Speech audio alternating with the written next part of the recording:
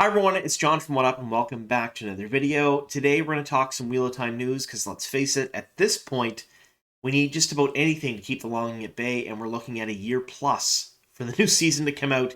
More to come on that in today's video. It's no longer just rumor, we're pretty sure it's fact. Now we're going to talk just a bit about a Daniel Henney interview where he mentions just a couple of things about season 2, a Natasha O'Keeffe interview where she maybe let something slip that gives us confirmation on that release date. And then we're going to talk just a bit about something that Geeky Eri left for us on Twitter today, which is the tail end of filming for season 2. A bit about how many people are on set and how long they're going to be filming those scenes. Now, if you're new to the channel and you don't know what we do here, we cover Wheel of Time show news. We also put out some pretty neat Wheel of Time content as well. So if you like that sort of thing, make sure you subscribe to the channel and click that notification bell so you don't miss our videos when they come out. Also, spoiler warning, in today's video we're going to talk about certain elements of Season 2 of Sony and Amazon's Wheel of Time show. So I'm going to speculate just a little bit, and I'll probably be mentioning some things from the books. So if you haven't seen the full first season, be forewarned, we're going to ruin some things from that. As well, if you haven't read The Eye of the World, The Great Hunt, and The Dragon Reborn, that's the first 3 books in Robert Jordan's Wheel of Time series, I'll probably spoil plot points and character arcs from those 3 books. Alright, all of that being said, let's get on to the video. We're starting off today with an interview with Daniel Henney. For those of you who don't know, he plays Lan in the Wheel of Time show, who is Moiraine Sedai's warder. Now, Moiraine Sedai is played by Rosamund Pike. Now, Lan gave this interview, or Daniel Henney rather, gave this interview, and he talked a whole lot about Season 1. So if you folks want to read the interview, I left a link to it down below in the description box. It's definitely worth a read. There's not a whole ton of new information. The new information that's in there I'm going to cover today in the video, but it's still nice to see and hear some of his thoughts on things that he did during Season 1.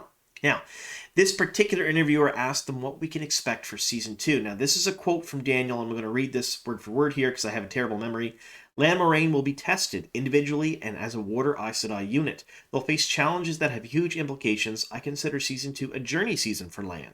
He'll be faced with many moments and situations that force him to question everything he's believed in and how he's lived his life up to this point. It's really hard for me not to give too much away, but I will say this. 2 swords, multiple fades, blood, lots of blood. Pretty cool. So he talks about it being a journey season, which kind of makes sense, because let's face it, during the Great Hunt, and really, realistically, in The Dragon Reborn, Moiraine and Lan really don't have a very big part. Great Hunt especially, I think there's only 1 chapter dedicated to the 2 of them. And Rafe Judkins, the showrunner, has gone on record saying that they are going to have to sort of invent storylines for them to keep them actively engaged in the main plot of the show, because it's going to be just a bit different than the books. Which makes sense, because let's face it, Daniel Henney and Rosamund Pike are the 2 biggest actors and actresses involved in the show. There's a ton of other big actors and actresses, don't get me wrong, like Alvaro Morte. There was a lot of them. However, they are basically, I would say, the top billed actor and actress for the show because they have the most screen time. They're there a lot, and it seems to be that Moiraine is the main character of the series, which is a little bit of a shift from the books, and you can tell that from the narration of Season 1. So, a journey season makes a lot of sense because, let's face it, at the end of Season 1, we're left with Moiraine, who could be stilled, although I really don't think that. I think it's more of a shield that's been tied off, and she's going to have to go on a journey to find herself and figure out how to rectify this problem.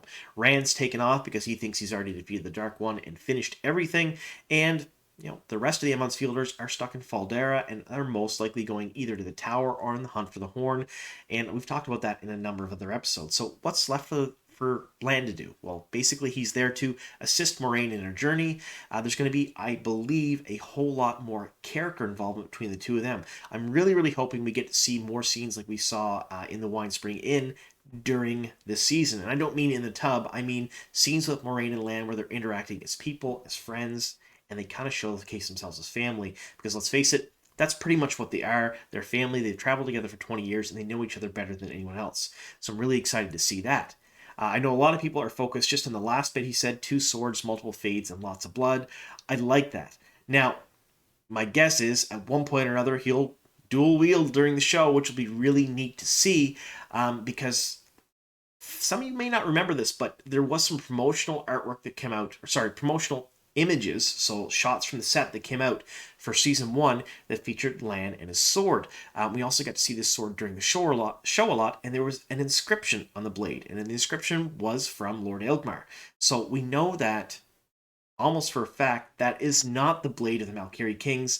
It can't be actually Lan's sword because, well, let's face it, it's power wrought, and Eldmar isn't going to stamp something on there. It's probably a sword he was given during his training as a youth in the Borderlands when he was in Faldera. Now, that's 100% conjecture on my part, but it makes a lot of sense to me. When he's saying two swords, I'm wondering if we'll finally get to see the Sword of the Valkyrie Kings, something just a little bit different, a little more plain, a little more elegant for Season 2. I'm really hoping for that.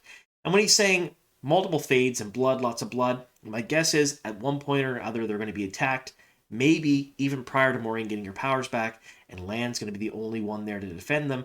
I'm really excited to see a lot of swordplay, some really masterful swordplay between, let's face it, Lan's a blade master, even though he's never really anointed as one in the books, and a fade. It would be absolutely amazing to see that.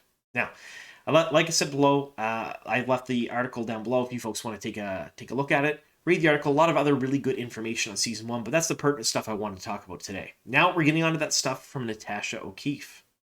So, Natasha O'Keeffe is going to play an unspecified role in Season 2 of The Wheel of Time, and she was announced last year during Comic-Con by Rafe Judkins, the showrunner. Now, at the same time, he also announced Mira Salal, who's playing another unannounced role, and Sierra Coveney, who's going to play Elaine Turcan in Season 2. Now, Elaine Turcan was not a huge shock to anyone because I actually broke the news quite a few months earlier, probably 2 or 3 months earlier than Rafe Judkins officially talked to the fandom about it, because I got some inside information, got a tip, and was able to actually tell everyone who's playing Elaine Turcan, which was kind of neat. Now, when this announcement came out, there's a whole lot of speculation on who Natasha's going to play and who Miss Salal is going to play, but we don't really know. There's a lot of speculation from the fandom and myself that thinks Natasha's going to play Elida. Now, Elida definitely has to be part of the show because she's too intricate and too many different plot lines throughout it. Now, I understand they're amalgamating characters, and there's been some talk about maybe Leander taking on Elida's role, but I don't think that's going to happen. I think Leander is going to phase herself out during Season 2. We won't see her anymore, and we'll have a new Red Sister come in, Elida, who takes over as the main antagonist. That's my guess, anyway. So, during this interview, Natasha said this. So, what can we look forward to seeing you in next? And Natasha said, my husband has made an independent film called Tiger, where I played Maggie, an ex-army colleague of his that he comes to visit. It is such a stellar cast and was shot on such low budget that though you would never have guessed it in just 11 days. I think it's brilliant. Sounds pretty interesting. I can't wait to actually see that myself. This should come out later in the year. Now, I am filming the second season of a fantasy series called Wheel of Time for Amazon, which is a blast and very different from filming on something like Peaky Blinders, a very different role. This should come out at some point next year. Now, this interview just happened. Now, in a few videos here, I've talked about a couple of people close to production telling me that we're not going to get the show until 2023, and that second quarter 2023 is a very good bet, although things are up in the air and can always change, so take it with a grain of salt. This here seems to almost 100% confirm that at least we're getting it in 2023, which shouldn't be a big shock to most of the fans because, let's face it, Lord of the Rings is coming out September 2nd. It'll have a run until maybe October sometime, and then they're going to have to start amping up and advertising for Wheel of Time after that for Season 2. Let's face it, the marketing for Season 1 was completely abysmal. It was a huge letdown until a final blitz a couple of weeks before the show came out. They did almost nothing. We've seen no merchandise, we've seen nothing of the like, so my guess is they're going to try to do Season 2 right because of how big the show actually was. The show, in fact, succeeded in spite of marketing and not because of it. So that goes to show you how good it was. Now, like it, love it, or hate it, and a lot of people are in all three camps, you can't deny that it was an absolute huge breakout success. It was one of the most viewed shows for Amazon last year. So we're definitely getting it in 2023. So my guess is we're going to see Lord of the Rings come September 2nd. It'll finish its run in October. Sometime after November 1st, I think we'll get our first little sneak tidbits for Season 2, whether they be trailers or teasers or whatnot. I think we're going to get them then. In fact, I would bet some money on the fact that we're probably going to get a teaser or a trailer sometime around the same release date as we had for the first season last year, in November, late November.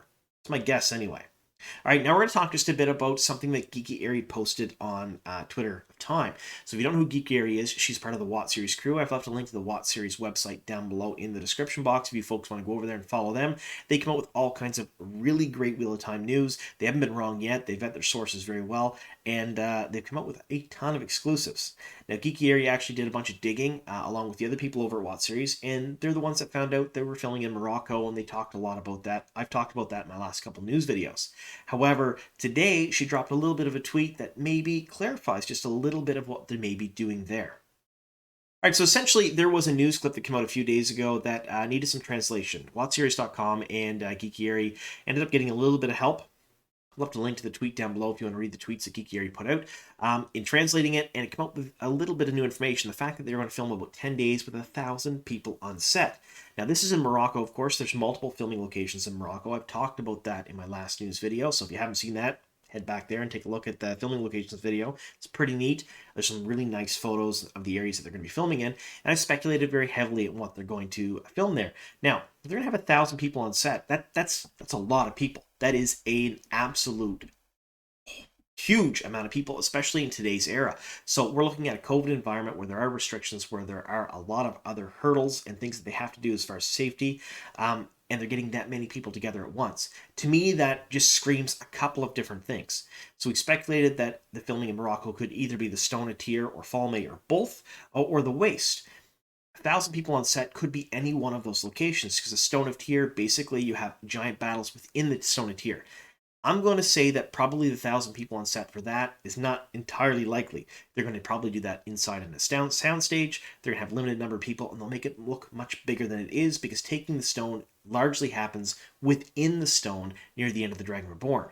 Falmey, however, you're looking at a giant outdoor battle between the White Cloaks and the Shan-Chan, and that sounds more and more likely of what they're filming in Morocco, because Atlas Studios, where they're filming at, has a giant outdoor set, absolutely massive outdoor set that was built for The Last Kingdom. And that's a replica of Jerusalem, and it's absolutely immaculate and amazing. I've showcased pictures of that in my last video, but it's used for a number of other things. This would be a really great spot to perhaps film Falmey, and if they have 1,000 people on set, maybe they're actually going to have a bunch of White Cloaks, a bunch of Shan-Chan, and a giant battle where it's not CG. Now, I know that a lot of people, including myself, were pretty disappointed in episode 8 of season 1 because the big battle was essentially a badly done CGI fest, and that was because of a lot of challenges that the production crew encountered due to COVID at the time. Now, right now, like I said earlier, with restrictions loosening, they have more avenues to do things that they want to do, so I'm hoping that this is going to be the Battle of Falmey, and it's going to be absolutely amazing. So let me know what you folks think in the comments down below. Do you think that 1,000 people on set indicates that they're perhaps filming the Falmey battle, or is it something in the Aiel Waste with 1,000 Aiel maybe storming into the wetlands? I have no idea, but I want to hear your thoughts on that. I also want to hear your thoughts on what's going to happen in Season 2 with Lan and Moiraine. We did hear that 2 swords, fades, and lots of blood. What do you think that means? Do you think it specifically means he's going to be protecting her, that we're going to see the Sword of the Malkiri Kings, or does it mean something a little bit different? I love hearing your thoughts on this stuff. Let me know in the comments down below. Now, I want to thank you all very much for sticking with me here to the very end. Here's to many more.